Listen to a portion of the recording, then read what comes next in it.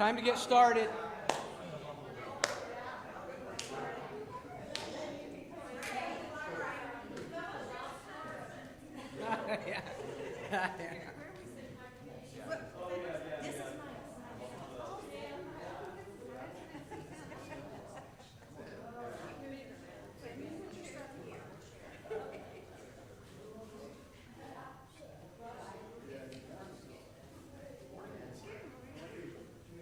Alrighty.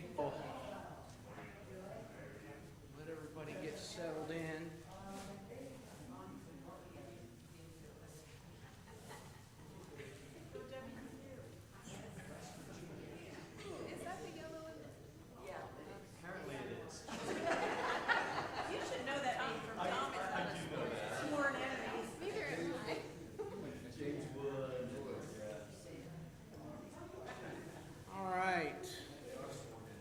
I am, as we know, subbing for Frank this week. He'll be back next week. We'll give folks time to settle.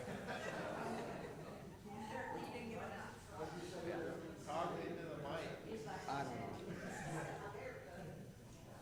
All right, you ready? Okay. Frank will be back next week. I'm subbing for him today, continuing the Old Testament survey. And today we're going to survey, summarize, overview the book of Judges. So, with that in mind, what's a judge today? Who can tell me what is a judge in our world look like today? Black robe. Okay. What else? What do they do? Yeah, that's right. What do they do? Okay, for what? Good or bad, yes or no, up or down. Okay. Okay. Anybody else? All that's correct, by the way. Anything else? Anybody want to add? Yeah, they decide who's guilty, not guilty in court, right? The court session, court setting, right? Anybody else? Yeah. Interpreter of the law. Yeah. What else? Oh, that's perfect. You're making this very easy so far, so I appreciate that. Anything else? Yeah, all of that's correct. There's probably other things. But Old Testament judges, how are they different than, or are they, or were they the same? Think about that, June. Current judges are governmental. Okay. Old Testament judges were religious. Mm-hmm. They're the highest governing body of the Jewish nation. Okay. And they are basically now for us the elders are our judges. All right. Good thoughts. What else? Anybody else? So, yes, that was another. That's where I was going to take it next. Yeah, they were big involved with the military. They would rally the troops, right, and fight off oppressors in Israel or wherever, right? Everybody agree? They would settle disputes, enforce God's laws, and maintain tribal order. And they would act as the voice of God. Anybody disagree? Anybody got anything to add to that? We good? All right. So as we've discussed previously, Israel repeats this 4-part cycle. And what is that? We've talked about it already. Israel continues to repeat a 4-part cycle. What is it? Over and over and over and over. Sin. Okay? Yep. What else? Sin that let me guide it like this. That's right, that's the start. They would sin, and then that sin would lead to what? Oppression. Yep. And then that would lead to what? Repentance. And what's the last thing? Yeah, the deliverance, right? Yep. And we see it over and over, and we talked about that. And in the book of Judges, it's no different. And we'll see that. So, Israel, basically, for the sin part, they would turn away from God. Then God would allow oppression. Then they would come back to God, crying out for help. And then God would, of course, deliver them again until the cycle would start over. When you think of the book of Judges, what comes to mind? And it could be, there's many things. What do you think about? What automatically, Judges, that makes me think about fill in the blank. What do you think about? Daryl. Revelation taking over the promise. Okay. What else? Samson. Yeah, Samson's a big one, right? And we'll talk about him. What else?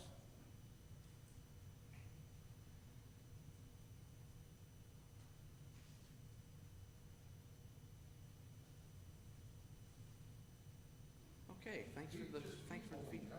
Yeah. Characters. Yeah. That's the word. Right, and the cycle that we just talked about, yeah.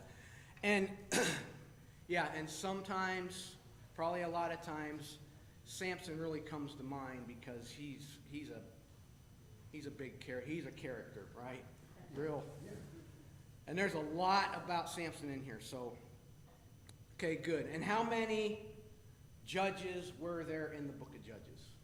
That's just kind of a trivia thing. I didn't know this, by the way. I do now. Anybody know? 12. Yep, that's right. All right, good.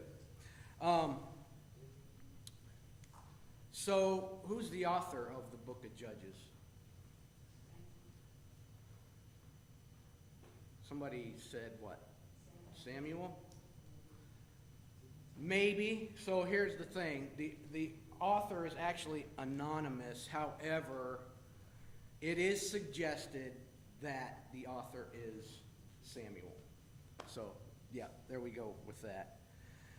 And the book of Judges is written after Samson and after the coronation of King Saul, but before the conquest of Jerusalem by David, which puts it around 990-ish BC. And we'll see the book provides examples of the principle that obedience to the law brings peace, while disobedience means oppression and sometimes death, right?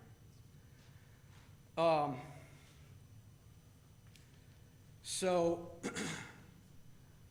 we're not going to spend much time in chapter 1 really at all. But, chapter 2, that gives kind of a spiritual background of the book of Judges. There's 2 covenants of the Lord that had been broken. Do we know what those are?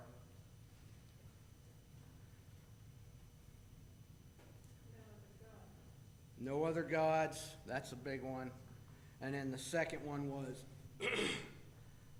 Israel was not to make a covenant with the inhabitants of Canaan. So those 2 right off, broken. And Israel at this time was severely distressed, and that's part of the whole cycle.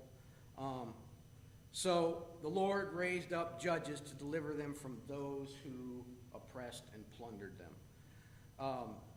Many times when the current judge would die, we'll see this too. That's when the cycle would start over with Israel. They would go back, start sinning, idol worship, and then the whole thing would start again. And, over and over, Israel will continue to do evil in the sight of the Lord. We're going to start actually in chapter 3. And, basically look at the judges. Is there any questions, comments, thoughts up to there? Because we're going to now focus the next part on, as listed, all the judges. Any thoughts? Anybody?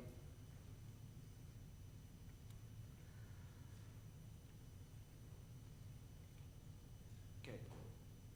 So beginning of chapter 3, God decides to no longer drive out any of the nations that were left by Joshua. Israel cried out to the Lord, and the Lord brought them a deliverer, or judge, and judges, as we'll see. But Israel eventually lived among the Canaanites, among the Hittites, the Amorites, the Perizzites, the Hivites, the Jebusites, and Israel also intermarried with them. And that, they're not supposed to do that, but they were doing it. So, starting in verse 7, chapter 3, God at this point has sold Israel into the hands of Mesopotamia. And Israel is crying out to the Lord, help us, help us, help us, we're sorry, And the Lord brought them a deliverer, a judge, by the name of Othniel. Othniel took them to war and totally defeated Mesopotamia. And after that, the land had rest. So Othniel was the first judge, and he brought a period of peace to Israel.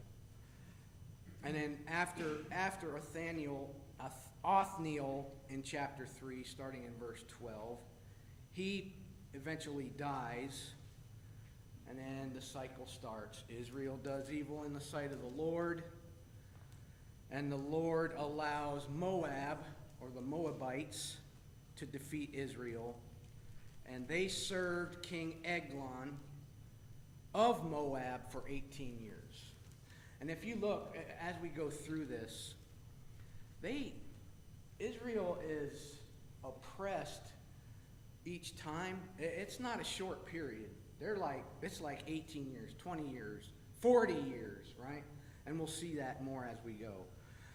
So, Israel again, as the cycle goes, they continue to cry out to the Lord, and the Lord raised up for them the next judge. His name was Ehud.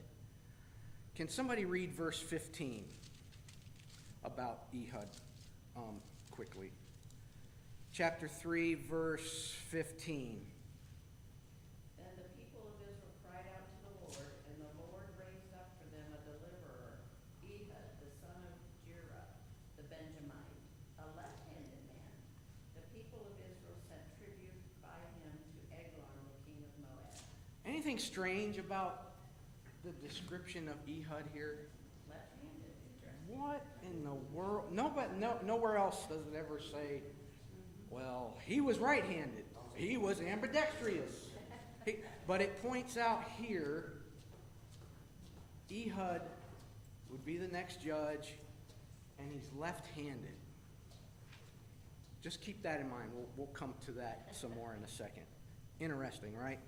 And we'll kind of touch on why. Let me see, that was verse 15. So, as that goes, Ehud made a sword, and he was, making a plan. He was going to present it to the King Eglon as a gift. So he met with him, and during a time that him and Eglon were alone, he actually drew his sword and stabbed Eglon in the stomach. And Scripture says the sword went so far into his stomach, even the handle went up in there. So he kills Eglon.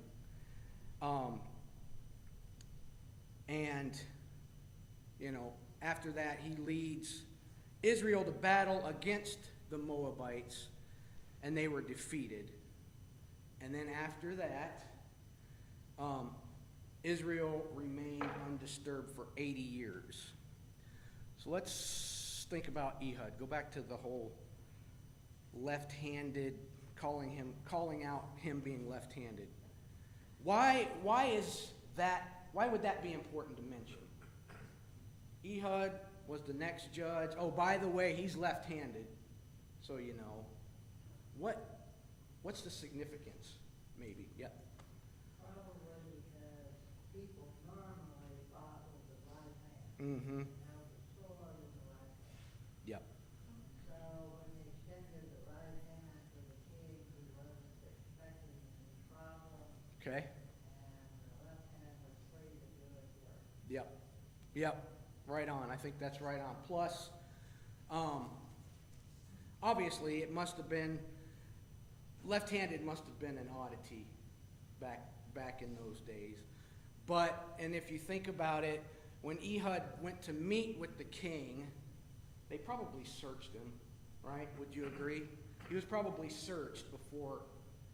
And typically, if you're right-handed, which most people were, the sword would be on the left side. So do you think they would search the right side for a sword? I don't think so. I think they searched the left, saw that there was nothing there. Oh, he's good. He can come in and visit and see the king. And then I think part two to that is when he actually drew his sword to kill King Eglon, instead of, again, being right-handed and reaching over his body to the left side to pull a sword, he was doing it from the opposite side, which wouldn't be typical. They thought he didn't have a sword to begin with, but he's drawing from this side, which they just wouldn't give a second thought about that. So interesting. That's why I think they point out that he's left-handed for that reason, right? Any thoughts or comments there? Left-handed leader Ehud. Okay, who can read about the next judge? After Ehud came Shamgar.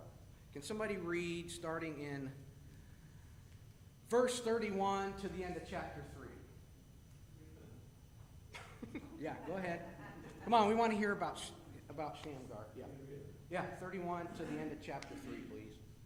All right.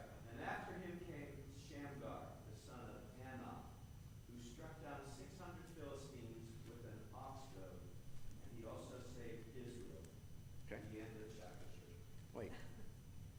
Quit playing. Can you read the... That's it. Is that it? Interesting, right? That's it. That's all that there is to Shamgar. I mean, it's kind of cool that he defeated 600 Philistines with a ox goad, which, by the way, is some kind of farming tool. I don't know what it looked like, but that's it. No, nothing too detailed. Nothing really about anything with him. So keep him in mind, and we'll come back to him later. Now, as we move into chapter 4, Shamgar is gone, and Israel did what? Evil in the sight of the Lord. And the Lord sold Israel into the hand of Jabin. He is the king of Canaan.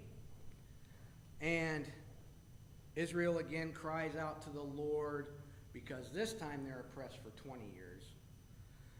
And anybody ever wonder, so they're oppressed so many, why does it take them so long to come back and plead and repent? And they just sit in captivity or whatever, oppression, for years and years and years and years. And then they finally decide, I'm tired of this. Let's go back to God and ask him to forgive us. Yes?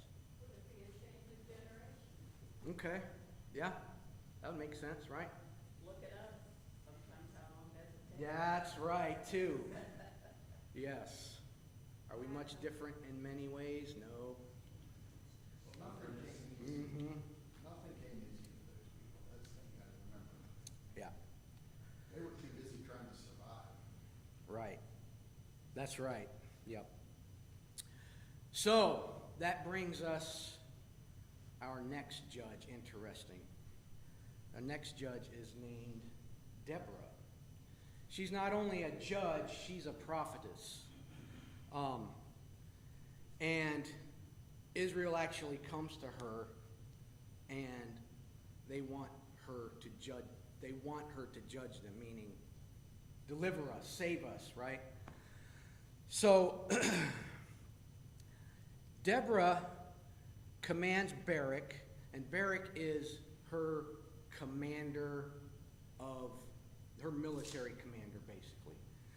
And she tells him to go out and face Sisera. He's the commander of Jabin's army, and basically go to battle. And Barak and Deborah were very tight.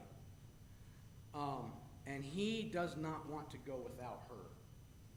So she does. Deborah goes with Barak, and she tells him something very interesting. Can somebody read verse 9, chapter 4, verse 9? Just the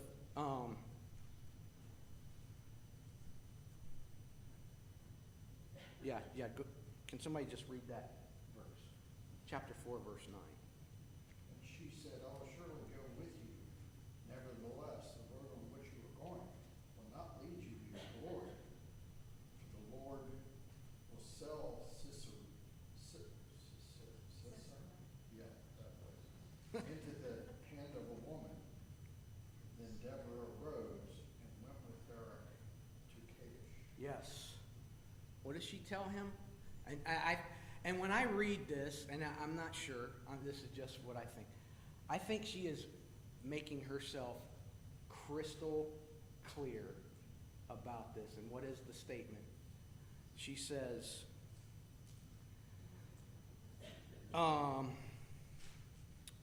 she tells him, the honor of this is not going to be yours. The honor of this is going to be, the Lord's going to give Sisera into the hands of a woman. So she, to me, I think makes that very clear. So, Barak and his men, they defeated all the army of Sisera, and Israel was also totally triumphant over Jabin, the king of Canaan. And then as this goes into chapter 5, we're not going to touch on that. Deborah and Barak kind of make a song out of the whole thing. Chapter 5 is basically a song that they wrote about all of this. But at the end of chapter 5, it says, and the land went undisturbed for 40 years. 40 years of peace. 40 years of no oppression. Life is, pretty good at that point, once again. And Deborah, by the way, is the only female judge. There's no other female judges. So we have a left-handed judge, and we have a female judge. And as we go into chapter 6, once again, Israel does evil in the sight of the Lord after Deborah. And the Lord gives him into the hands of Midian for 7 years. Again, Israel cries out. Hold on. This thing just scrolled all by itself. That's annoying. All right. So, Israel cries out to the Lord. The Lord reminds them in this chapter that, look at everything I have done for you. What has the Lord done for Israel up to this point? We see it over and over, well, before that. Before the judges. During Moses. Yeah, from Egypt, right? Yeah, he delivered them. I delivered you from Egypt. What else? I delivered you from all your oppressors. And I provided you land. And he points that out. But as Israel continues to plead with God, his heart is so soft that he helps them every time, right?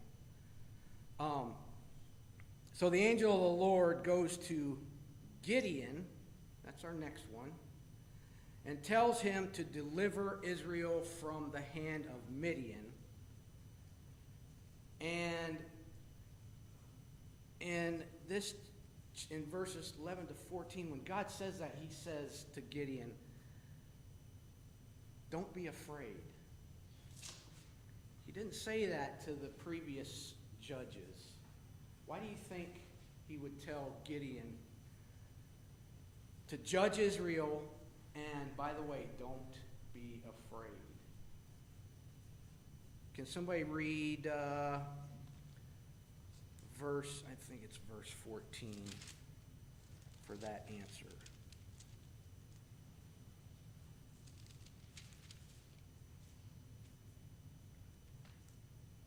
Or maybe it's 15.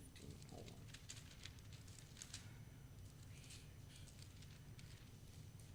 Chapter 6. We're in chapter 6. Okay, can somebody read that? And the Lord said to him, but I will be with you. You shall strike the Midianites as one man. It's the verse before 15.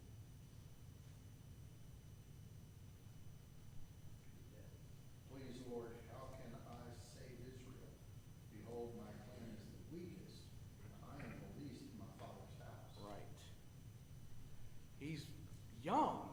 I don't know how young, but he's very young, which would make sense that, God would say, don't be afraid. You're going to judge Israel. I don't want you to be afraid. And I think that just goes to his youth, his age. He must be very young compared to the others that had come before him. Pretty interesting. And even Gideon asked him, how am I supposed to do this? Because I'm so young. But, he has that doubt. But he says, but if I have found favor with you, then I will do it. So he's doubting himself because of his age, but he relies on God, obviously, because he says that, he makes that statement, but if you have found favor with me, then I'll do it. And then as we get into chapter 7 with Gideon, so Gideon's got his army, but God tells him that before you go out to battle, you've got way too many men. I want you to reduce your number to how many? 300? Yep. What in the world? Why? Why would God say that? Why would he say, wait, hold on. Gideon, you got too many men. I want you to reduce your number to 300. Why would he say that? Show the power of God. That's right. Yep, that's exactly the reason. He feels that if he gives Midian to them, that they will boast and feel that they triumphed over Midian by their own power and not the power of God. So that's why he wanted Midian to go in severely outmanned, but they would be triumphant, right? Yep, exactly. So after that, the men of Israel told Gideon, he said, we want you to rule over us with your son and be our judge, right? Gideon refuses that. Can somebody read chapter 8, verses 22 and 23, chapter 8?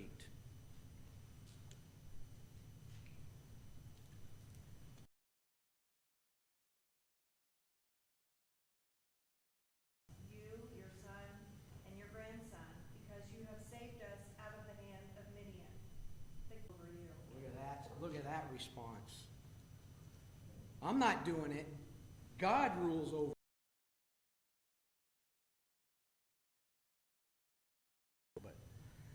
And he's the only one that ever says that specifically. So he refuses that, and he says, the Lord shall rule over us, rule over you.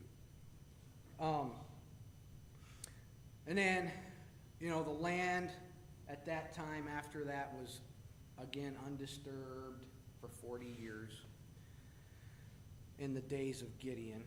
And then Gideon dies, and Israel again goes back to idol worship. Imagine that. So the cycle starts over again.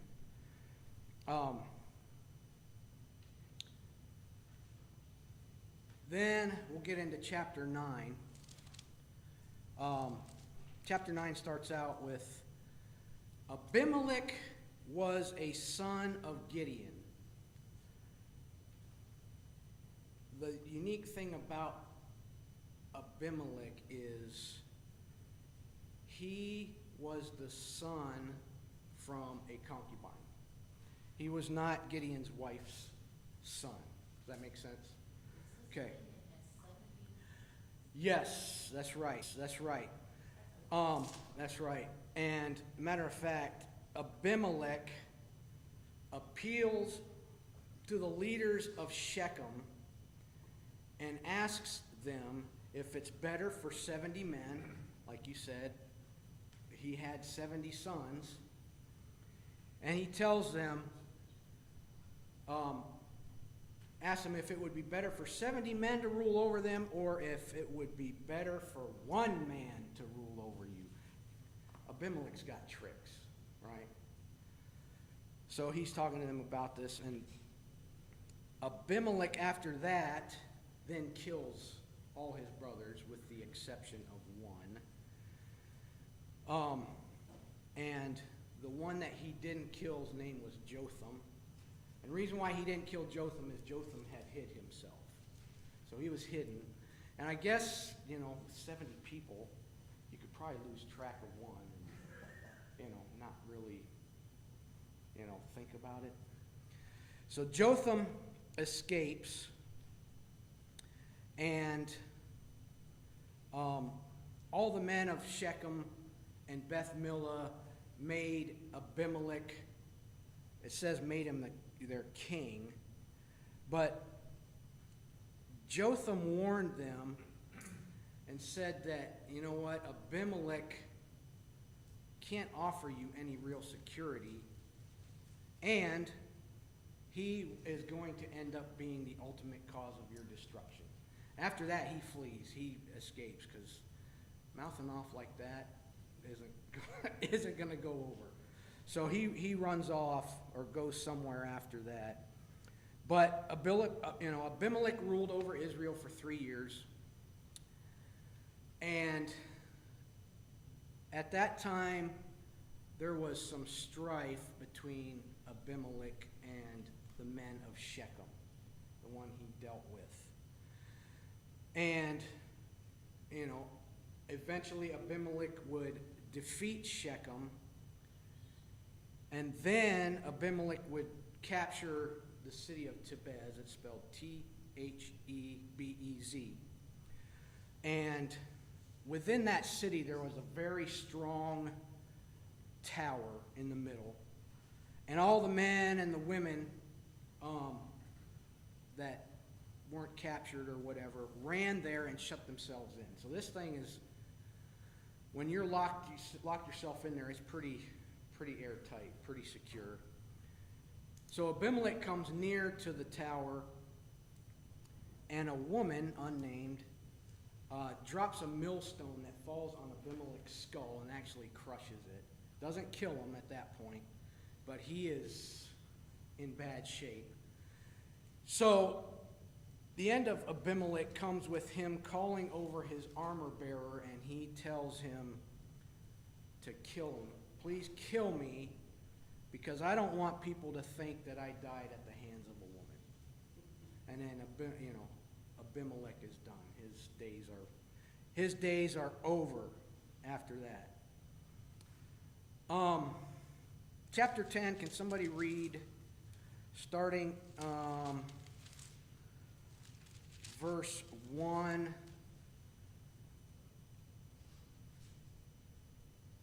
Yeah, starting in verse 1 about Tola. He's the next judge.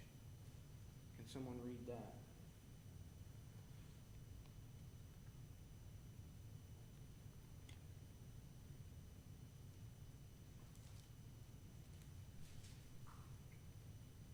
I can read that. Okay, yeah. Then arose to save Israel Tola, the son of Pua, the son of Dodo, a man of Issachar, and he lived at Shamir in the hill country of Ephraim, and he judged Israel 33 years. Then he died, 23 years, and then he died and buried at Shamir. And that's it. That's it for Tola. And then he's followed up by Jair. And after Tola, Jair the Gileadite arose and judged Israel 22 years. And he had 30 sons who rode on 30 donkeys, and they had 30 cities in the land of Gilead that are called Havoth Jair to this day. And Jair died and was buried in Canaan. That's it. So let's go back. Shamgar, and now Tola, and now Jair, and later on Ibzan is a judge with like 2 verses about him, with really not much to go with. Elon and Abdon, all of them had just a couple verses, not a lot of detail.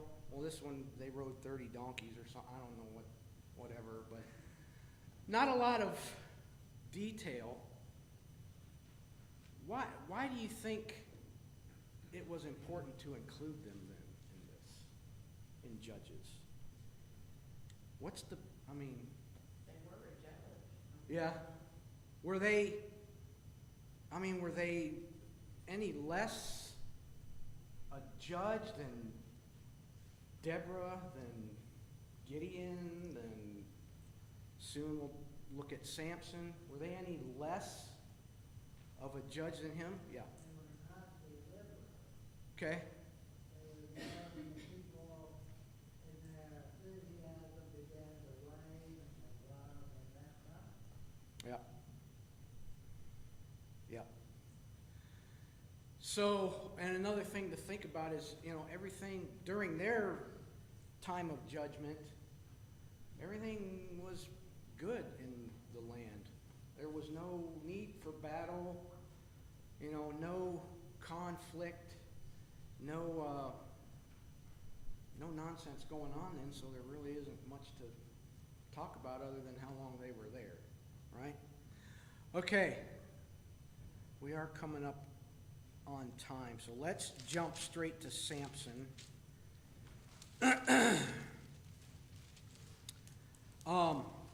So, beginning of chapter 13, and I'm going to have to kind of cruise because we're about running out of time. Israel, once again, did what? Evil in the sight of the Lord. And the Lord gives Israel into the hands of the Philistines for 40 years. Samson's soon-to-be parents, his mother is unnamed, but we know she's barren, unable to have children. And his father's name was Manoah. The angel of the Lord comes and tells Manoah and his wife that you're going to give birth to a son.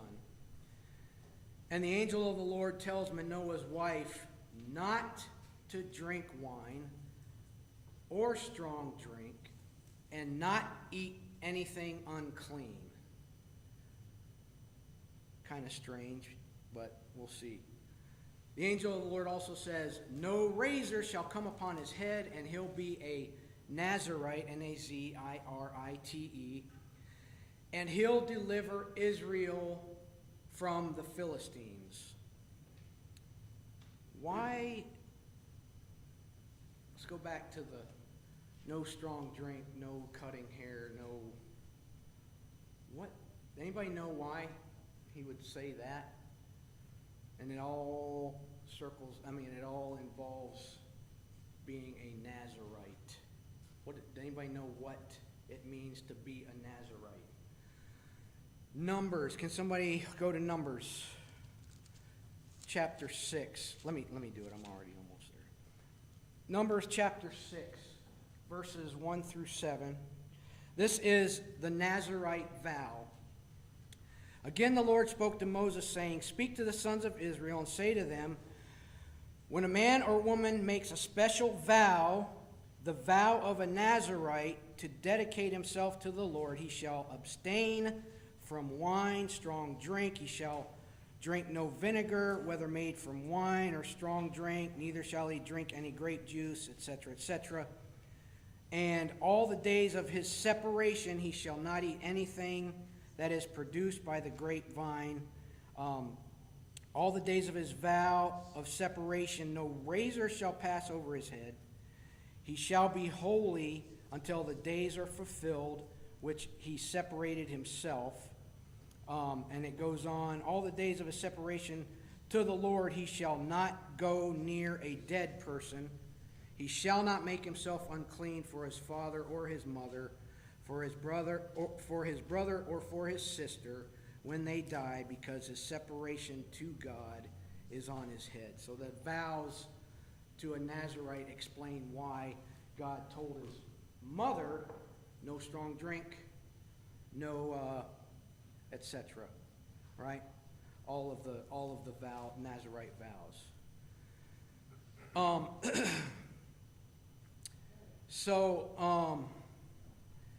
Samson is born. He's blessed by the Lord.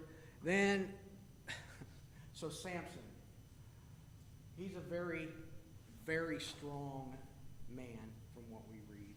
I think he's probably pretty handsome, because he had one of his biggest downfalls was he liked the ladies. But not only that, he liked the ladies that were not desirable, right? He was attracted to the bad girls, kind of. Does everybody agree? I don't know, but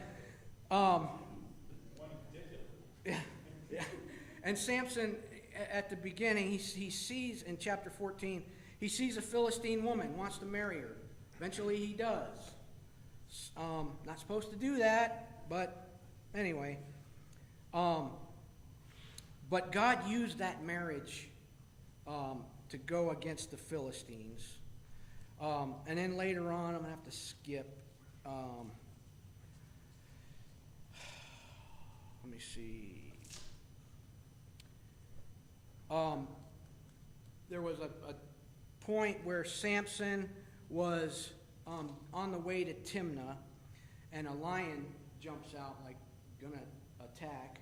Samson kills the lion with his bare hands, discards it off to the side of the road or whatever. And later on, he comes back through there, and in the lion's carcass, bees had made like a hive or something and had honey, and he eats it. Not supposed to do that, right? Can't touch the carcass. Yeah.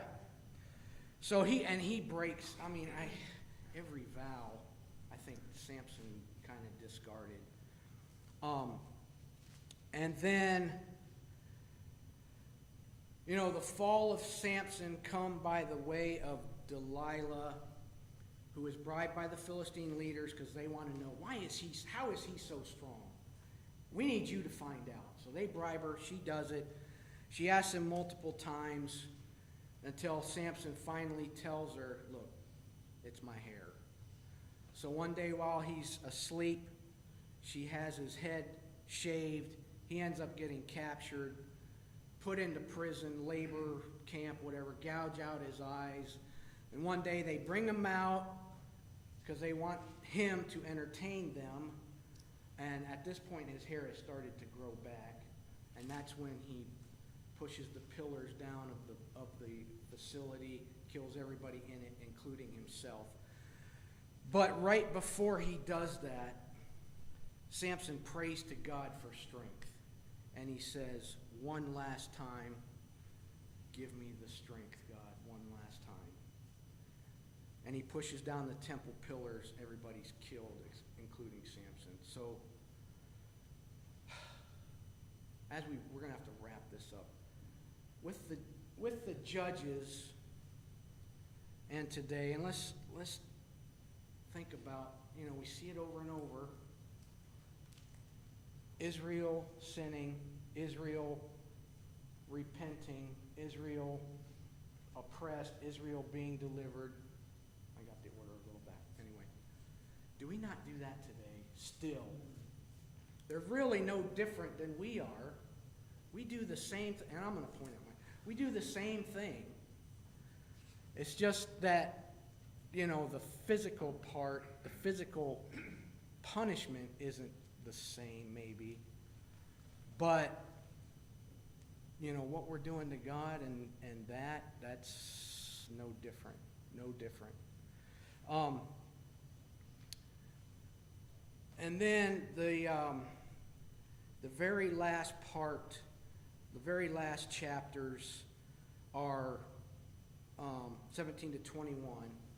Those are really appendices.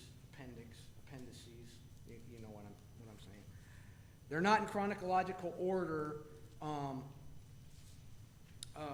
but they give insight into the Israelite life during the period of the Judges, right? So, the one last thing to point out is that gives us some thought into why this is always happening with the Israelites. I'm going to read chapter 21, verse 25, the very last verse of the book. In those days there was no king in Israel. Everyone did what was right in his own eyes. That explains the whole thing. That tells why all this is going on, even before Judges. They were doing what they thought was right. They weren't doing what was right in the sight of God. They were taking it on themselves, and that, even today, that's going to get us in trouble as well.